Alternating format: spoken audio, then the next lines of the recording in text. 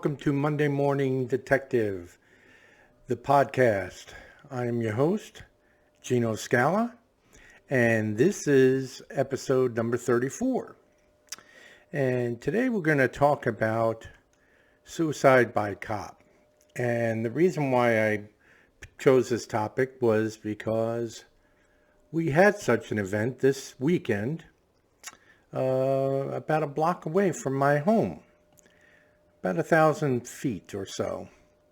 So let me give you a little bit of background. It occurred Saturday, midnight on Saturday, when a gentleman by the name of 49-year-old Christopher Robin Osborne was shot and killed by responding officers in Huntsville Police Department at the 2100 block of Chadburn Drive in South Huntsville. They were responding to a domestic violence call in the area and confronted the suspect or individual in his vehicle in front of the residence. While the officers were attempting to make contact with the armed individual involved, the individual was shot and killed. Now, ALEA, which is Alabama Law Enforcement Agency, will be conducting the investigation, which is going on currently as we speak. And all findings will be forwarded to the state's attorneys, where they'll decide whether or not the shooting was in policy and within the law. Chances are good that it was a good shooting, both in regards to police policy and in regards to Alabama law. The fact that he was armed is not unusual. This is Alabama. Everybody is armed. I did not know this person. Not by name. It's very likely I've seen him because I literally drive on that street almost every day. And again, it hits home only in the respect that we don't often get law enforcement or criminal incidences where I reside. I'm not saying it's not Pleasantville in regards to no crime, but police shootings are rare in Huntsville as a whole, and there are parts of Huntsville that are much more crime-ridden than ours, which is why we choose to live here. But this was, again, a domestic violence situation, and the individual displayed a weapon. Now, why do I call it suicide by cop? Well, it's quite easy. The suspect, I'll call him a suspect, if he had the gun up to his own head, the officers are not going to shoot him. If he's going to kill himself, he's going to kill himself. No one else is in danger when the gun is pointing at his own head. Now, they'll do what they can to prevent it, but they're not going to shoot the gun out of his hand or anything of that nature. If he was standing outside of his vehicle, you might take a shot at his leg or something to distract him. It's better to be shot in the leg than to be shot in the head. But generally, they probably won't even do that. They're just going to let it play out until that gun comes down, or in fact, it swings around to face an officer or a civilian. So, he must have done something to warrant being shot. And I say must have because I'm choosing to believe this officer acted in the right. We will know, and I will follow up if we find out differently. You know, we've been voted, Huntsville, Alabama has been voted the best city in America for 2022. And we are growing at a rapid rate. Companies, Google, Yahoo, Facebook, they have all moved down here, or sections of their companies are down here. We have unbelievable construction. Engineer, you know, most of our, well, a large percentage of our population is in the engineering field or engineering as a whole.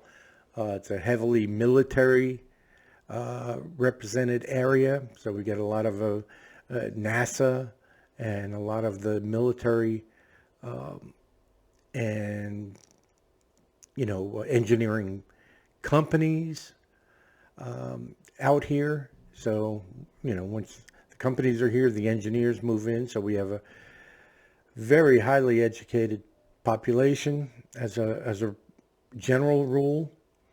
It's racially diverse, although I believe this Christopher Osborne was probably Caucasian, considering the area. It's called Whitesburg Estates. And it's a, you know, it's a sad situation, but it's common. Suicide by cop is common. It wasn't very common back in the days when I was working the streets. In fact, I'm not even aware of any situation. At least we didn't call it that.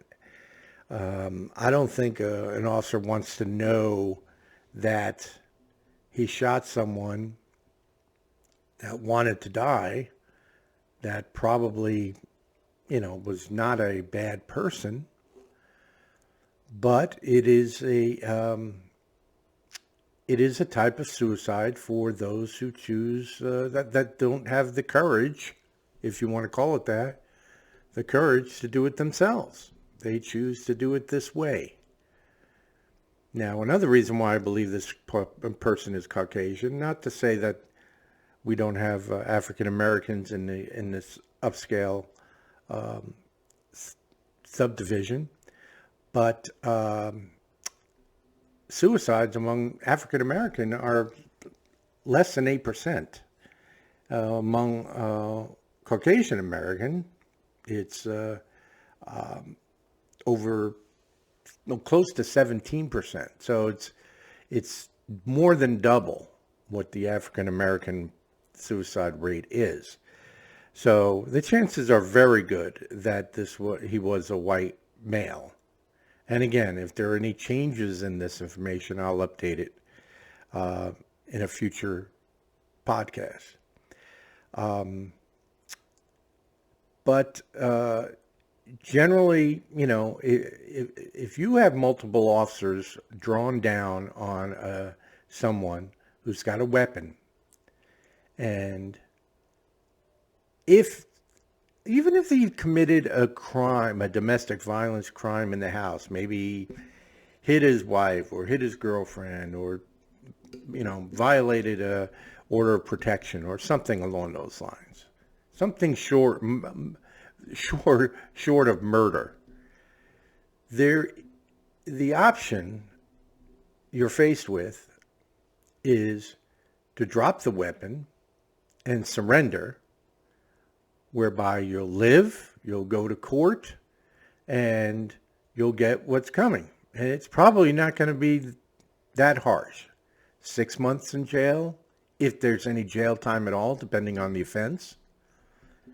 The weapon charge isn't going to hold up because we now have a concealed carry law, unlicensed. So, you know, brandishing a weapon maybe, but again, these are mostly misdemeanor offenses. If he was depressed or mentally deficient, he would seek psychiatric help and court-ordered psychiatric help and might forego any kind of legal punishment. So your choice is that or whipping the gun around and giving the officer no choice but to defend himself. That's why it's called suicide by cop. It's not a pretty phrase, but it cuts to the heart of the matter, and we're seeing it more and more in these types of situations. Clearly the person was depressed. We don't know if he was intoxicated or under any kind of drugs. And we don't really have any facts on the initial call itself. It happened way too fast, and so far they're not releasing information. But it did happen in our neighborhood, and it's somewhat of a wake-up call. Although we're all very cognizant, very aware. We look out for each other here, but we don't often see situations like this.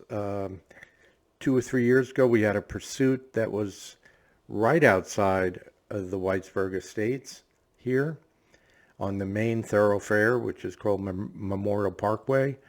A suspect was shooting at police, driving over 100 miles an hour, and was disabled right outside of our entrance. And his vehicle was disabled, and he was taken into custody. And all law enforcement responded, and all the news people responded. And I did put out video at that time, a couple of years ago, before the podcast,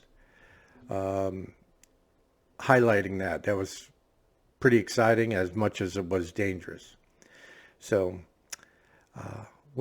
that's it. If you have any comments or stories you'd like to include about suicide by cop, the phrase, or any events that you're familiar with, please don't hesitate to comment here on this posting or contact me directly, and I could share it in a later video. Okay, that'll conclude this episode 34 of Monday Morning Detective, the podcast, and you all have a great day out there. Okay.